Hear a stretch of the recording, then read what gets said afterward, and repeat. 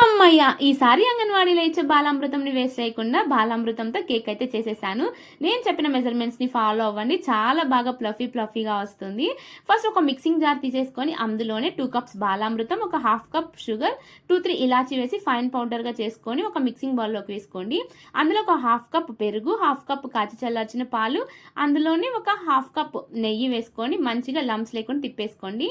మన టేస్ట్‌కి తగినంత సాల్ట్, అలానే ఒక half teaspoon baking soda వేసుకొని మంచిగా తిప్పేసుకోండి. ఎందులో అయితే మనం కేక్ చేయాలనుకుంటున్నామో అందులో నెయ్యి అప్లై చేసేసి ఒక గోధుమ పిండి కానీ, మైదా పిండి కానీ వేసేసుకోండి.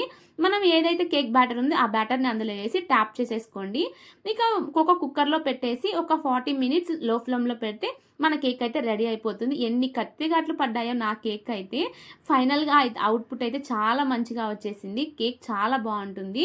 ఒకసారి ట్రై చేసి మీ పిల్లలకి పెట్టండి. బాలామృతం తినని పిల్లలు కూడా ఇలా చేసి పెడితే చాలా ఇంట్రెస్ట్‌గా చాలా తింటారు. ఎన్నో పోషక విలువలున్న ఈ బాలామృతంని ఎవ్వరు నెగ్లెక్ట్ చేయొద్దు. ఇలా కేక్ కానీ, అప్పాలు నెక్స్ట్ మీకేం ఐటెమ్ కావాలో కూడా కామెంట్ చేసేయండి. నేను నెక్స్ట్ అయితే బాలామృతంతో అప్పాలైతే చేస్తాను. వీడియో నచ్చినట్లయితే లైక్ చేసి, సబ్స్క్రైబ్ చేసుకొని కామెంట్ చేసేయండి. వీడియో నచ్చింది కదా! ఇంతటితో ఉంటాను. బాయ్.